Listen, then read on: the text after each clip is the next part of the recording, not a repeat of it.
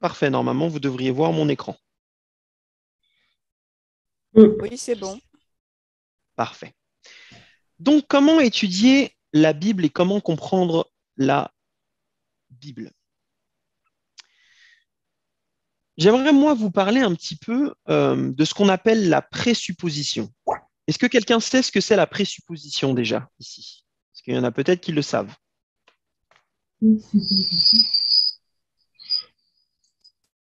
La Est-ce que quelqu'un presse, sait ce que c'est la présupposition? Oui. Est-ce que ça vous dit quelque chose?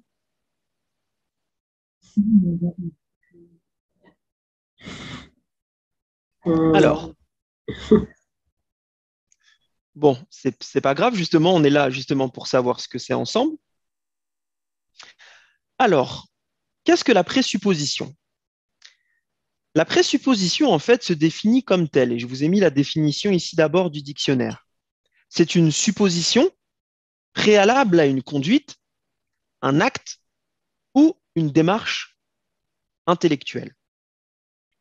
C'est-à-dire donc que la présupposition, lorsqu'on présuppose quelque chose, d'après cette définition, c'est donc une hypothèse qui va affecter notre façon de penser. Donc la présupposition, c'est une hypothèse qui va affecter notre façon de penser par rapport à un objet. Par exemple, ici j'ai un stylo. La présupposition va faire que je vais interpréter qu'est-ce que c'est cet objet en fonction de plusieurs hypothèses. Pour faire ça simplement, il y a donc la présupposition qui est donc une hypothèse, une idée que l'on a consciemment ou inconsciemment. Et cette hypothèse va faire en sorte, hop, qu'on interprète quelque chose. L'interprétation se définit comme étant un processus, le processus qui permet de donner un sens à quelque chose. Et donc, inconsciemment, vous et moi, lorsqu'on essaye d'interpréter une situation, en réalité, il y a déjà des idées, des hypothèses que nous avons déjà dans notre tête qui vont influencer la manière dont nous allons interpréter les choses. Et d'ailleurs, j'aimerais vous dire que c'est quelque chose qui est conscient ou conscient. Mais la plupart du temps, en fait, c'est inconscient. Et c'est pour ça que la première chose dont je voulais vous parler par rapport à comment comprendre la Bible, c'est par rapport à ce qu'on appelle la présupposition.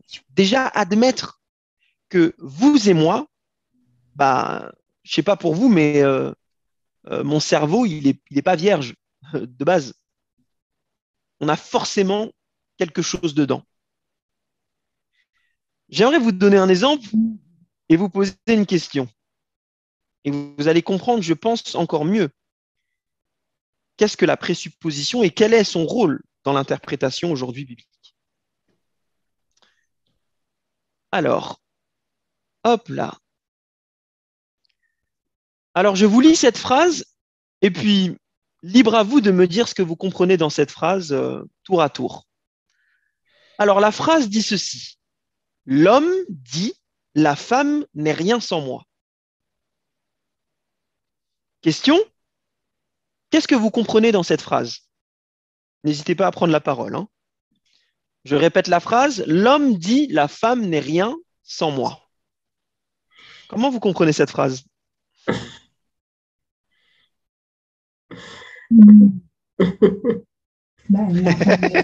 C'est pas une question piège, hein? La femme a été sortie de l'homme. La femme Je a vous été écoute. sortie de l'homme. La femme, pardon? A été sortie de l'homme. Donc, à la base, c'est. Moi, je dis ça. La femme est issue d'une côte de l'homme à la base. Donc, je peux Ouais. penser que c'est dans ce cadre-là que l'homme pourrait éventuellement dire que La femme n'est rien. oui, la femme n'est rien. Mais il faut Ok, dire en même temps que sans la femme, il n'est rien. Puisque de toutes les façons, c'est la femme qui porte les enfants. ok, intéressant. Donc, unanimement, pour l'instant, vous comprenez que l'homme dit que la femme sans lui n'est rien. Mhm. Ok? Est-ce que quelqu'un comprend peut-être ça différemment?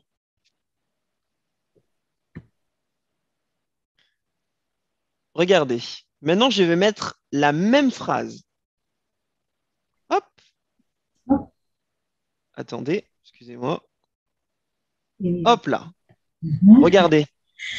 Ça donne quoi? L'homme, virgule, dit la femme, n'est rien sans moi. Mhm. Ah. Mhm. Ah! Donc, c'est bien. Ouais. Ça change tout, là, ça change tout. Ah, on est d'accord ou pas? Mhm. Ah, est-ce que vous voyez maintenant la subtilité? Mhm. Mhm. Dans la première phrase, nous pensons, en lisant, que l'homme pense que la femme n'est rien sans lui. Mhm. Mhm. Il y a en réalité ici une présupposition Mhm. que l'on a fait, Mhm. qui peut être de l'ordre ethnique. Vous savez que dans nos communautés, et je parle pour les Noirs, les Africains, les Antillais, les Malgaches, bref, tout le continent africain, on a cette notion qui fait que l'homme est toujours, entre guillemets, plus prédominant que la femme. Et donc, il peut arriver qu'on ait des présuppositions en entendant cette phrase, en se disant, mais, ah, oui, effectivement, l'homme a dit que la femme n'est rien sans lui. Et donc, on a des présuppositions, et on a vu l'exemple ensemble, ethniques, culturelles, sociales ou sociétales. Par exemple, j'ai mis ici, la femme est inférieure à l'homme. Mais il y a une deuxième interprétation. C'est que lorsqu'on change la ponctuation de la phrase, en réalité, la phrase peut dire exactement l'opposé. C'est-à-dire, l'homme, virgule, dit la femme, n'est rien sans moi. Autrement dit, la femme pense que l'homme n'est rien sans elle. Donc, comment se fait-il qu'avec la même phrase, il y ait donc deux interprétations différentes? C'est tout simplement, mes frères et sœurs, parce qu'il y a le rôle de la présupposition dans l'interprétation. Est-ce que vous avez vu ça? On va prendre un autre exemple rapidement parce que c'est tellement marrant que quand j'ai découvert ça, je me suis dit, ah oui, regardez cette phrase. Ça, c'est juste pour nous, entre nous. Regardez cette phrase. Et si on mangeait les enfants? Ah, bon appétit. Bon, personne, j'espère, ne mange des enfants ici par la grâce de Dieu. Mais ici, je ne sais pas pour vous, mais qu'est-ce que vous comprenez? Ah. On est prêt à Que les se... parents sont cannibales. Non, Voilà. Exactement. Mais regardez lorsqu'on change la ponctuation. Et si on mangeait, virgule, les enfants? Ouais. Donc ici, on a une double chose. C'est qu'il y a le rôle ici de la présupposition et de la ponctuation. La manière dont vous ponctuez une phrase va en réalité définir l'interprétation que vous aurez. J'ai plein d'autres exemples, mais ça, c'était un exemple. Et excuse-moi, mon frère, tu peux remettre juste le truc, la toute première, que je fasse une capture Oui, bien d'écran, sûr. s'il te plaît? Bien sûr. Sur l'homme et la femme, merci. Pour, Excuse-moi. Hop, Enfin, le tout attends. premier exemple, je veux dire. Oui, c'est ça. Excuse-moi. Attends, Non, non, mais il n'y a pas de problème. Ce qu'on peut faire aussi, c'est que je peux envoyer, moi, le PDF à la sœur et elle peut faire un retransfert sur vous si vous souhaitez le PDF à la fin. Il n'y a aucun Ah bah problème. oui, je veux bien, oui. Mais de toute façon, je vais prendre aussi une capture. Voilà. Merci bien. OK? Donc, vous voyez ici, quand je parle de présupposition dans l'interprétation, je parle de ça. Donc, la présupposition, c'est quelque chose, c'est un fait, mes frères et sœurs. Ce n'est pas quelque chose que vous pouvez esquiver parce que votre cerveau et le mien n'est pas vierge. Il a des données qui sont ethniques, culturelles, sociales et sociétales. C'est pour ça que le premier constat sur comment étudier la Bible, c'est que vous et moi, tous ont des présuppositions conscientes et inconscientes. Et j'aimerais vous dire d'ailleurs que le nier est très, très, très dangereux, pardon, mais l'accepter, mes frères et sœurs, c'est prudent. Parce que vous avez vu que si notre présupposition est erronée, alors notre interprétation risque, 99% des cas, d'être erronée. Et c'est d'ailleurs pourquoi, mes frères et sœurs, lorsqu'on étudie la Bible, parce qu'il y a la présupposition qui est inéluctable, nous avons besoin, lorsque nous étudions la Bible, et ça va être les 2 premières étapes, nous avons besoin de prendre du temps pour comprendre les choses. Si vous voulez étudier la Bible et la comprendre, il vous faudra, mes frères et sœurs, sacrifier, ou plutôt je préfère dire investir de votre temps pour pouvoir comprendre et entendre ce que Dieu a à vous dire. Et je ne sais pas pour vous, mais plus on avance dans le temps, et moins j'ai l'impression on a le temps pour les choses spirituelles. Et c'est pour ça, moi, je crois que ça fait partie de la transformation du caractère de prendre le temps, un temps, une plage horaire que vous avez. Moi, je préfère très tôt le matin pour pouvoir étudier et comprendre la parole de Dieu. Et la réalité, c'est que bien souvent, nous voulons comprendre la parole, étudier la parole, mais nous n'accordons qu'un petit temps. Et quand nous accordons qu'un petit temps, qui dit petit temps, dit petit résultat, mes frères et sœurs. Et donc, parce qu'il y a cette présupposition, nous devons donc être prudents et prendre le temps de comprendre. C'est la première étape pour comprendre et étudier la Bible, c'est prendre le temps. Et elle est jumelle, si je puis me permettre, avec la deuxième étape, qui est de se tourner vers Dieu. Pourquoi? Et c'est d'ailleurs ce que dit le livre. Lorsqu'on parle d'étudier la Bible, et on oublie ça parfois, il ne s'agit pas simplement de méthode. Et on va voir ensemble, il y a une méthode quand même, il y a des principes plutôt, qui sont importants. Mais avant la méthode, parce que vous et moi, nous avons un esprit qui n'est pas vierge lorsque nous allons lire la Bible, il faut que nous nous assurions que cet esprit soit préparé à comprendre, entendre et également nous permettre d'obéir, si je puis me permettre, à cette parole que Dieu va nous donner. Et c'est exactement d'ailleurs ce que va dire le livre de Comment comprendre la Bible. Il va dire qui seul peut pénétrer les choses de Dieu? Point d'interrogation. Et il va citer 1 Corinthiens 2, le verset 11, lequel des hommes connaît les choses de l'homme, si ce n'est l'esprit de l'homme qui est en lui. De même, personne ne connaît les choses de Dieu si ce n'est l'esprit de Dieu.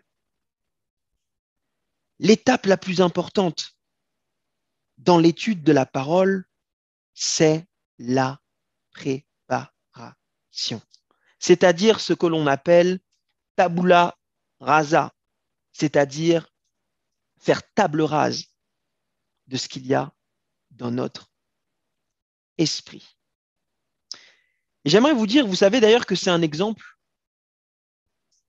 qu'il y a dans la Bible. Je vais inviter quelqu'un peut-être à lire Esdras, le verset 7, le chapitre 7, pardon, le verset 10. Esdras, le chapitre 7 et le verset 10. Esdras, chapitre 7, le verset 10.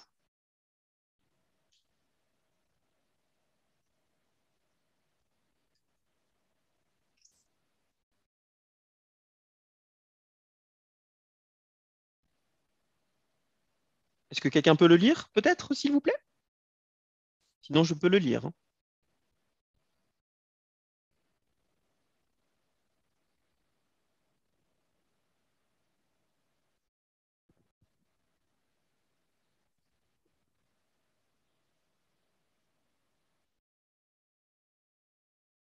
Est-ce que vous m'entendez?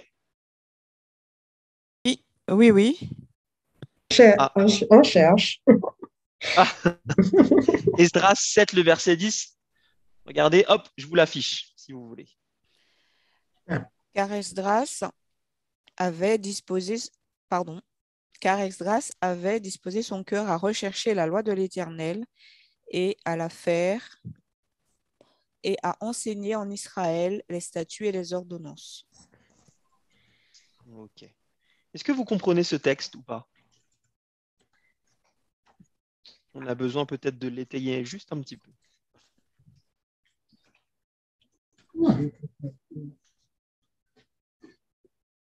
Hein, Ezra avait disposé son cœur déjà Exactement. à chercher la loi de l'Éternel. Donc, Exactement. la première chose, c'est disposer son cœur. Exactement.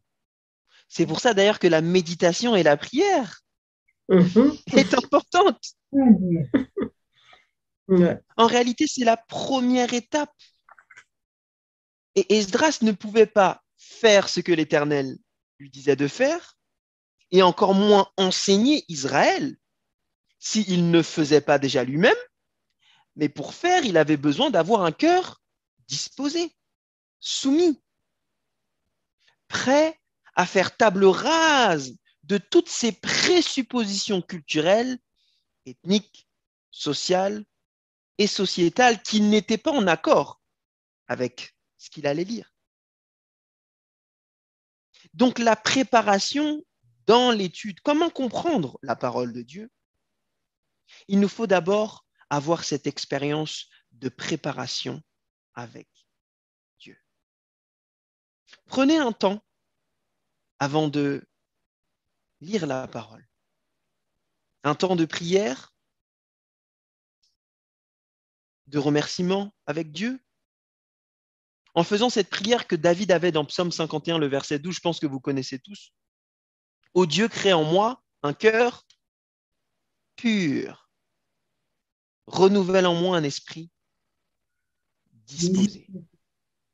Amen. Amen. Et c'est le principe qu'on appelle en théologie la tabula rasa, c'est-à-dire faire table rase de toutes nos idées, de toutes nos hypothèses préconçues que l'on peut avoir, de tous nos concepts, afin que Dieu puisse vraiment nous révéler ce qu'il a à nous dire. Paul va dire ceci d'ailleurs dans 1 Corinthiens 10, le verset 5, amenant toute pensée captive à l'obéissance du Christ. Et j'aimerais rapidement dire que quand on parle de tabula rasa, de préparation du cœur et des pensées, Dieu ne veut pas que nous supprimions nos pensées. Il veut en réalité que nous les rendions captifs, c'est-à-dire que Dieu ne veut pas que nous allons à lui sans cerveau, sans pensée, mais il veut que ces pensées-là soient sanctifiées, qu'elle soit en accord avec son curseur à lui. Donc une pensée supprimée, non, mais plutôt une pensée sanctifiée. Il y a un livre que j'aime beaucoup, d'ailleurs, que je vous recommande en complément à l'écoute de la Bible. C'est un auteur qui s'appelle E.M. Bounds, qui est un Américain. Je pense qu'on peut trouver ses livres en français, qui a écrit plusieurs livres sur la prière. C'était vraiment un homme de prière, je le crois, je le pense. Et je voulais vous lire cette citation qui dit que nous avons besoin de chrétiens qui cherchent Dieu et qui le cherchent de bonne heure. Il avait compris. Qui donnent la fraîcheur de leurs pensées et les prémices de leur force à leur Sauveur. Ils s'assurent ainsi en retour la fraîcheur et la plénitude du Saint-Esprit. Il devient pour eux comme la rosée, les remplissant de joie et de force durant toute la chaleur et le labeur du jour. Notre paresse à rechercher Dieu, voilà notre cri empêché. Les enfants de ce monde sont bien plus sages que nous. Ils lui appartiennent de bonne heure et jusqu'à tard dans la nuit. Nous ne cherchons pas Dieu avec ardeur et diligence. Personne ne peut vraiment saisir Dieu s'il ne le poursuit ardemment, et aucune âme n'est dans cette ardeur qui n'est pas dans cette recherche tôt le matin. E.M. Bounds avait compris, mes frères et sœurs, le pouvoir de la préparation, qui nous permet de supprimer, de sanctifier, ces présuppositions que nous avons au sujet de la Bible. Ellen White également, une autre auteure, va dire qu'il ne faut jamais s'adonner à l'étude de la Bible sans prier. Dans son livre Le meilleur chemin, le chapitre 89, le paragraphe 1. Très beau livre.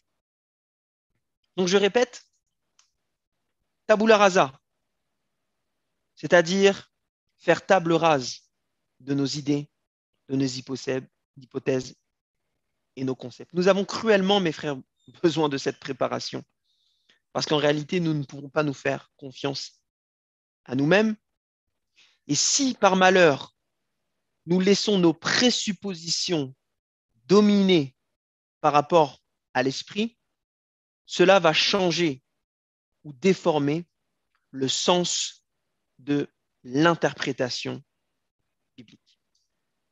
Et donc, en complément de cette préparation, Dieu a permis qu'il y ait des hommes et des femmes qui développent ce qu'on appelle l'herméneutique, qui permet également, avec la préparation, de filtrer ces présuppositions afin de pouvoir avoir la bonne interprétation biblique.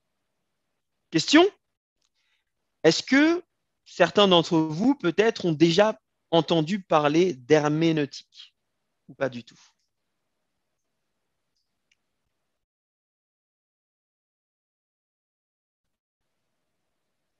Monette, Eric, Hawaii. Oui, j'ai déjà entendu parler. Est-ce que vous en avez déjà entendu parler ? Oui. Est-ce que ça te parle un petit peu ou pas du tout ? Si, moi, oui. Ok. Quelqu'un d'autre peut-être ? Moi, c'est un terme que j'ai déjà entendu. Vous m'entendez ?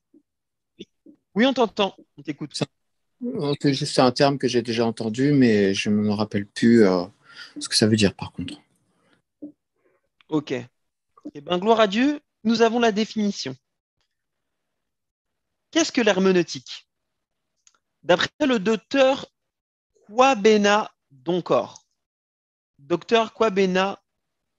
qui est spécialiste d'ailleurs, c'est un théologien qui est spécialiste dans ce qu'on appelle la théologie systématique. On ne va pas rentrer dans les détails, mais c'est comme ça qu'il est introduit.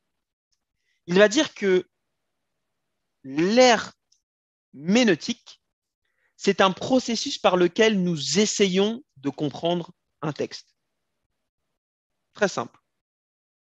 Vous avez vu tout à l'heure que nos présuppositions sont des hypothèses que nous avons dans notre tête, qui sont liées à notre environnement, notre culture, notre ethnie, et que ces présuppositions ont besoin de passer par un filtre qui est le filtre du Saint-Esprit, pour faire gros, et également par le filtre qu'on va voir ensemble de l'herméneutique, c'est-à-dire des principes qui nous permettent d'avoir une bonne interprétation des textes. Et c'est ça en réalité l'herméneutique. Ce sont des principes, des règles qui vous permettent, vous et moi, d'être sécurisés dans l'interprétation des Écritures, de nous permettre d'avoir le bon sens de ce qu'a voulu dire tel texte, tel chapitre, tel auteur, à quel moment donné. Et c'est ça l'herméneutique. Et ce n'est pas quelque chose que les gens ont inventé, hein. Ça peut paraître compliqué comme ça, mais en réalité, vous savez que c'est quelque chose qui se trouve dans la Bible.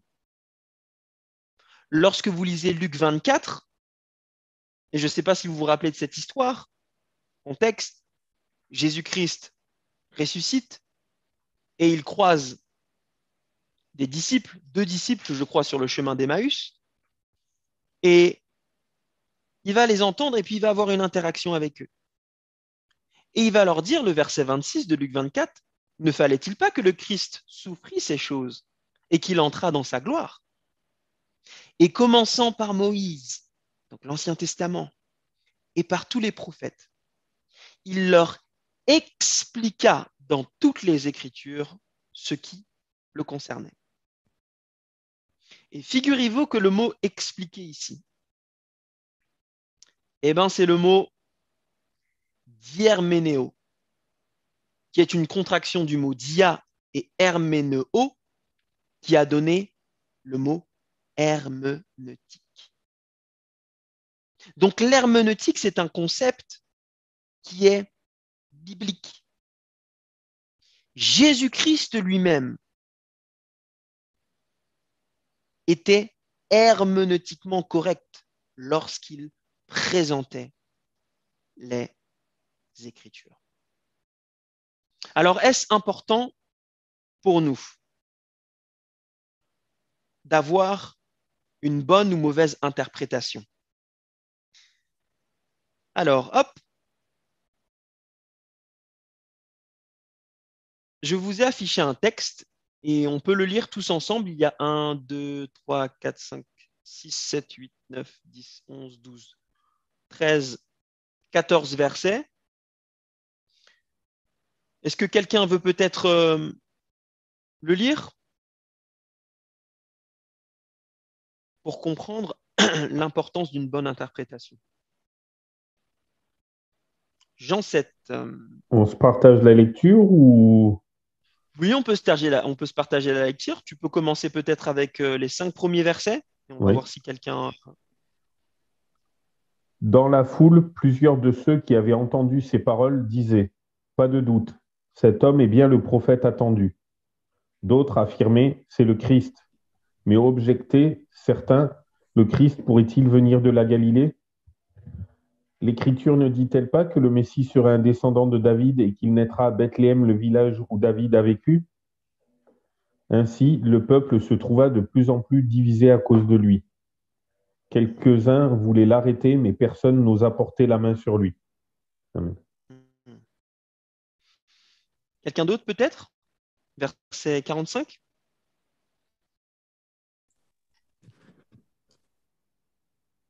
Bonsoir, c'est Nadia. Bonsoir, Les Nadia. gardes du temple retournèrent auprès des chefs des prêtres et des pharisiens. Ceux-ci leur demandèrent, « Pourquoi ne l'avez-vous pas amené ?»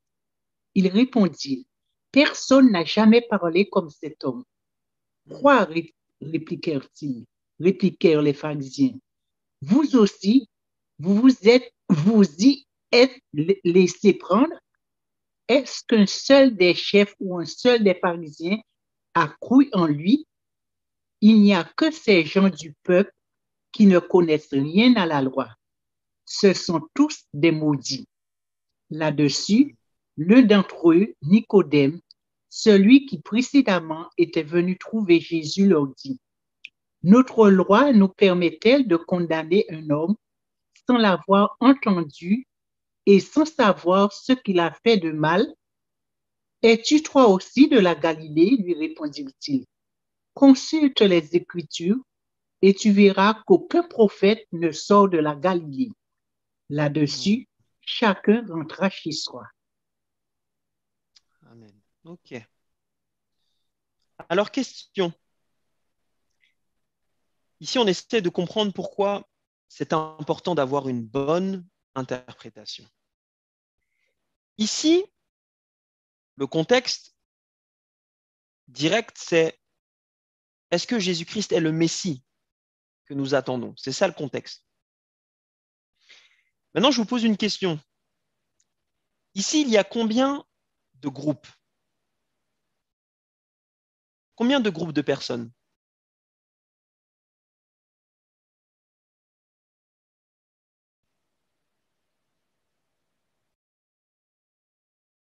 Parce que je vous cite le verset 43, il est dit « Ainsi le peuple se trouvera de plus en plus divisé à cause de lui. » Ce qui veut dire qu'il y a une division qui se fait dans le peuple.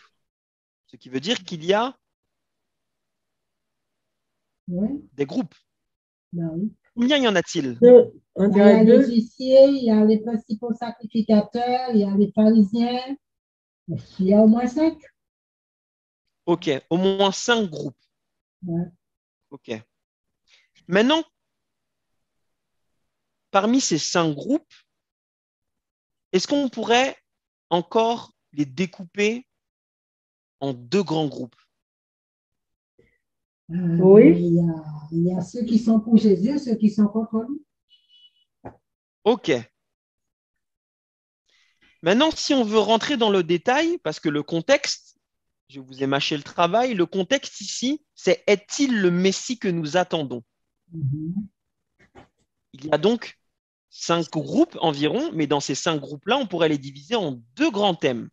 Ceux qui sont pour Jésus et ceux qui sont contre Jésus. Mais on peut zoomer un peu plus un petit peu sur ces 2 groupes-là. Il y a ceux qui croient que Jésus est le Messie et ceux qui croient qu'il n'est pas possible qu'il soit le Messie. Est-ce que vous voyez ça ou pas? Oui, oui. Ok. Verset Alors maintenant, 52. question. Verset 52, on peut même le relire ensemble. « Es-tu toi aussi de Galilée ?» lui répondirent-ils, parlant de Nicodème. « Consulte les Écritures et tu verras qu'aucun prophète ne sort de Galilée. » Effectivement. Donc ici, nous avons donc 2 groupes. Ceux qui pensent que Jésus est le Messie et ceux qui pensent que Jésus ne peut pas être le Messie. Alors ma question est la suivante. Comment se fait-il qu'il y ait 2 groupes? Pourtant, les 2 ont accès aux mêmes sources, c'est-à-dire l'Ancien Testament à cette époque. Comment se fait-il qu'il y ait 2 interprétations des Écritures? Pourtant, les 2 ont accès aux mêmes sources, l'Ancien Testament, le Pentateuque, la Torah et plus de 4000 prophéties, je crois, messianiques dans l'Ancien Testament.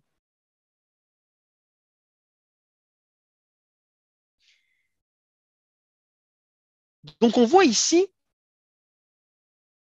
qu'il y a 2 interprétations différentes malgré le fait qu'ils se basent sur les mêmes textes. Et en fonction de cette interprétation, vous savez ce qui s'est passé? L'un des groupes a tué Jésus-Christ, tandis que l'autre n'a pas crucifié Jésus-Christ. Tout ça parce qu'ils avaient une mauvaise interprétation d'un objet qui était l'Ancien Testament. Est-ce que vous voyez comment une mauvaise interprétation peut être un enjeu de vie ou de mort?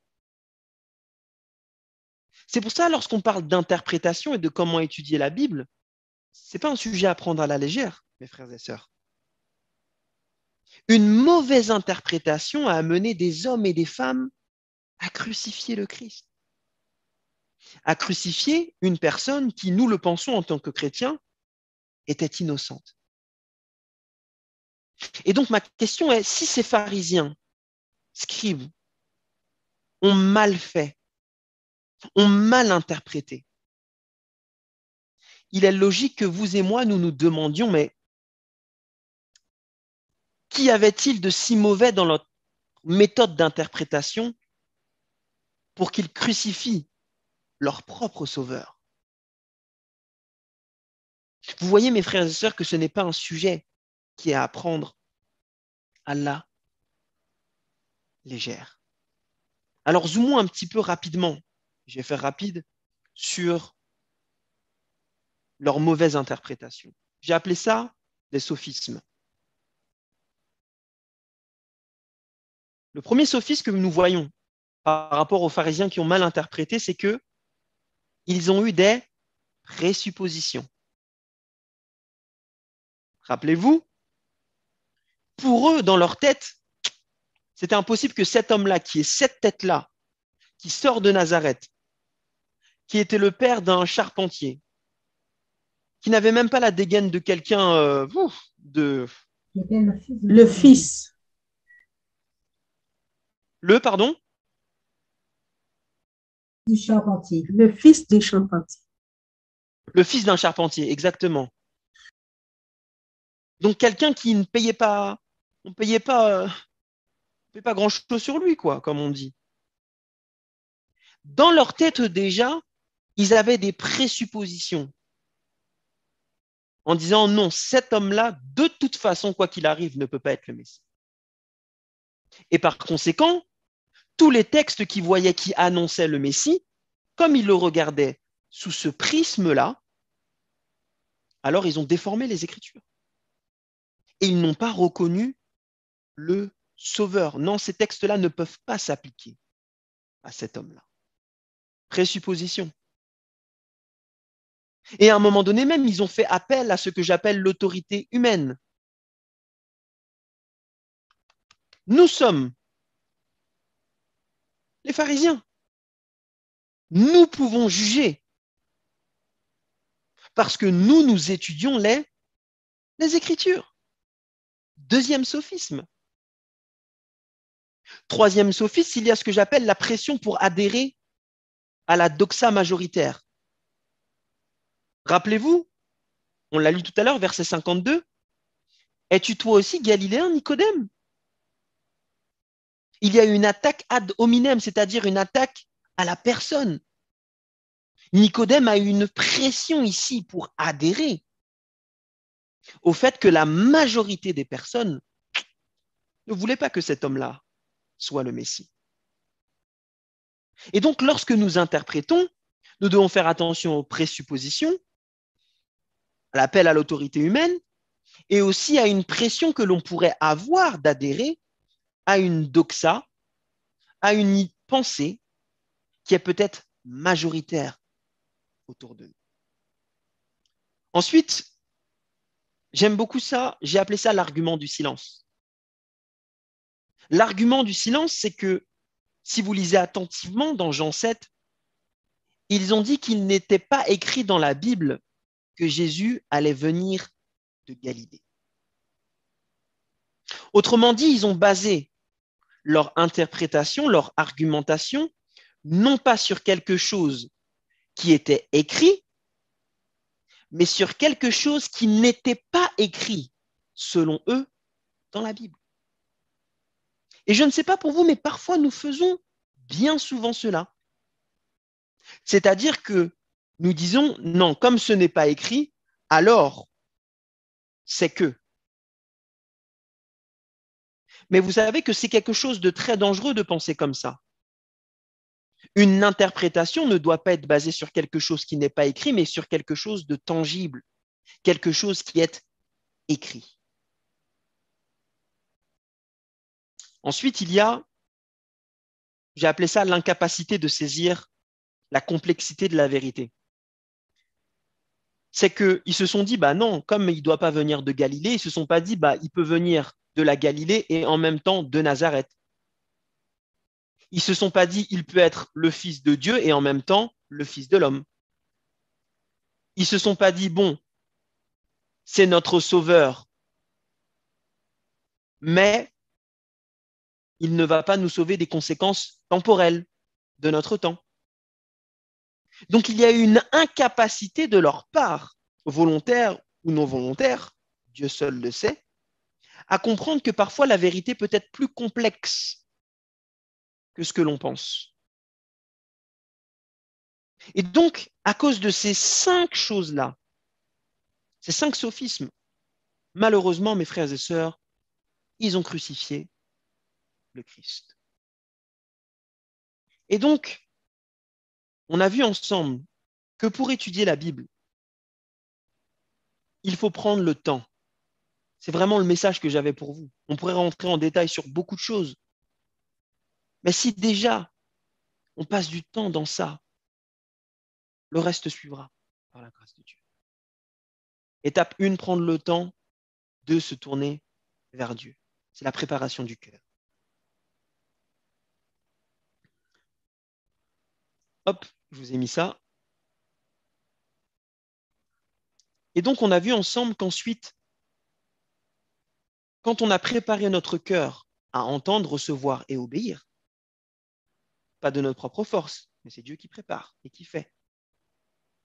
On peut maintenant lire le texte.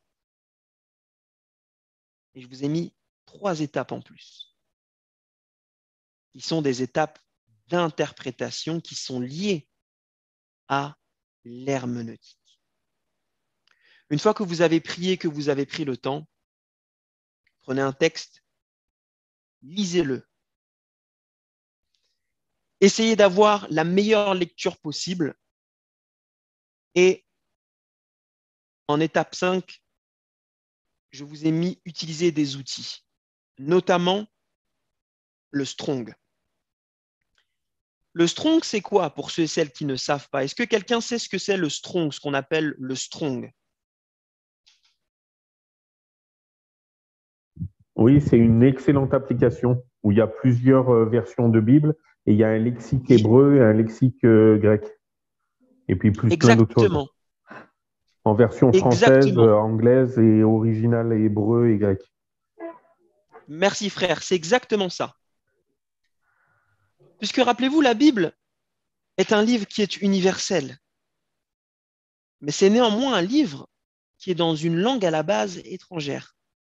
L'hébreu, l'Ancien Testament, et le grec. Pour ceux et celles qui ont appris des langues ou qui ont déménagé dans des pays, vous savez que vous devez comprendre les subtilités d'une langue pour comprendre ce que réellement on veut vous dire.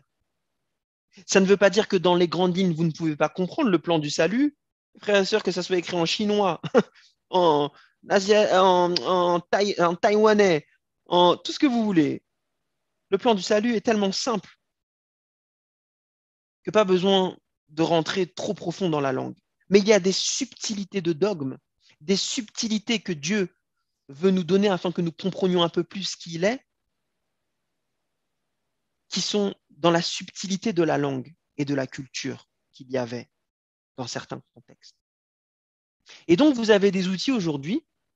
L'outil que je vous recommande, c'est Bible Strong, que vous pouvez télécharger d'ailleurs sur Apple Store, si vous avez des Apple, des iPhones, pas pour faire de pub, et également sur Play Store pour ceux qui ont Android.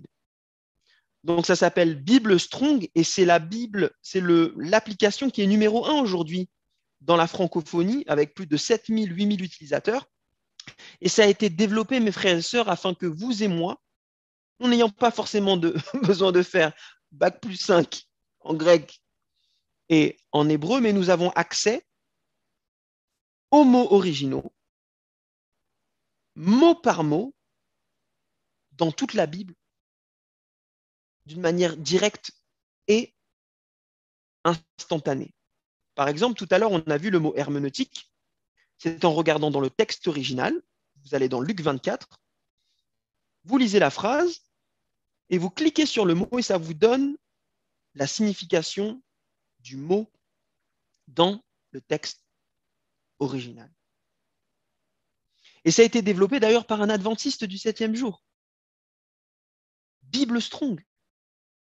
Et vous avez l'occasion également, avec ce type d'application, ce type d'outil, d'avoir dedans des cross-références qu'on appelle des références connexes.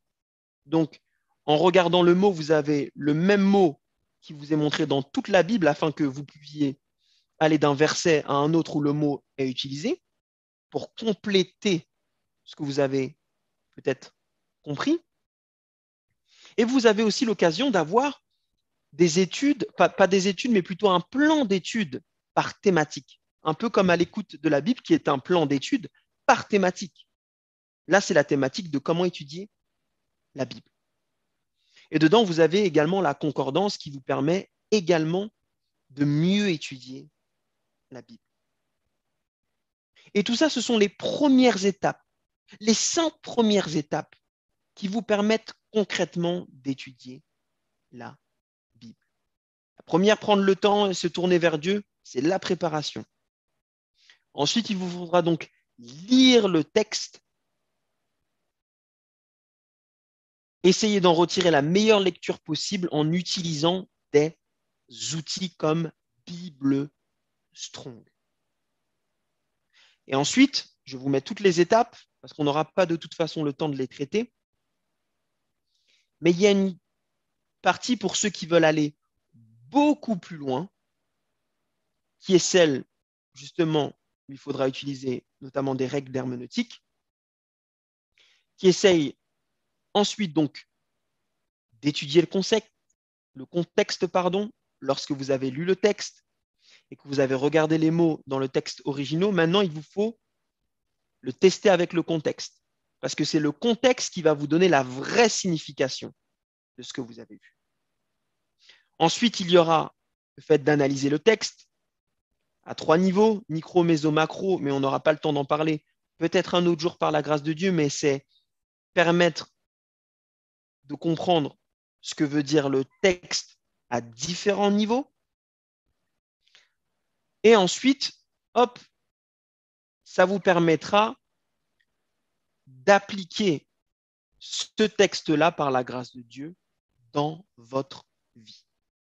Avant, mes frères et sœurs, de vous dire lorsque vous lisez un texte, qu'est-ce que le texte veut me dire? Il faut d'abord se dire qu'est-ce que le texte veut dire tout court. Et c'est ça qui va vous orienter sur des choses que vous avez à appliquer dans votre vie. Je vous laisse ce schéma-là, en gros, sur l'écran. Et on va prier ensemble pour conclure ce moment. Et bien évidemment, questions-réponses juste ensuite. Prions. Hop, prions. Dans le Père Céleste, notre Dieu, notre Père, notre Roi, nous te remercions, Père, pour ce moment de partage que nous avons eu ensemble. J'espère, Père éternel, qu'il nous a au moins donné la curiosité de pouvoir étudier ta parole un peu plus en profondeur. J'espère, Père éternel, avoir été clair et concis, et si je ne l'ai pas été, je te demande pardon. Je te prie également, Père éternel, d'ouvrir notre esprit, afin, Seigneur Dieu, que tu puisses transformer nos vies, car il s'agit, Père éternel, de ça. Donne-nous la force, Père éternel, de pouvoir appliquer et de pouvoir partager ces vérités, Père. Au nom de Jésus-Christ, nous t'avons prié. Amen. Amen.